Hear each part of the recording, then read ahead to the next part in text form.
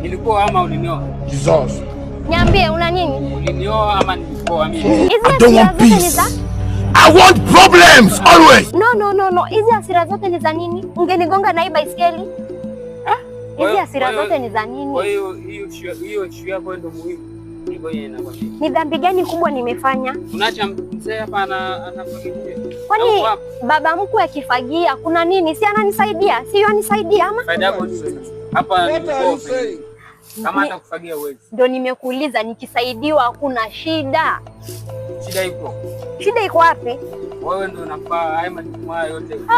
Majukumu ya usafi kila kitu ndio unafaa kufanya. Sasa hii ni 21st century, sawa? Sasa hii ni 21st century. Hujanioa nikuje nifanye hizi vitu hapa. Ni wapi imeandikwa bibi anapaswa kufanya hivi, anapaswa kufanya hivi? Kwani kuna shida? Is there a problem? Kuna shida? Mzee amenisaidia na hata haja complain. Hakuna mambo ya mzee kukusaidia. Wewe hili ni jukumu lako, ukiamka mambo ya usafi nyumba nje, wewe ndio jukumu lako. Na by the way, fikiria venye unakuja kuniongelesha. Huwezi kuja na hiyo hasira yote ukuje uniongeleshe. Nifikiria nimefanya kitu kubwa. Utanifanya aje? Jarao. Sasa yote analetwa na nini? Fagia. Mimi nitafagia ili goma langu, si ndio?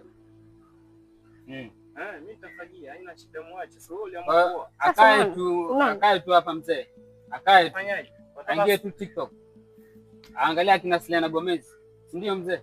Ndio ulichagua, sasa tutafanyaje? Sasa nitaka kufagia wewe. Nasikizana na mke wako kwa kama pake poda huko ndani. Bibie. Ameniambia nitaki kwa sababu sifagii.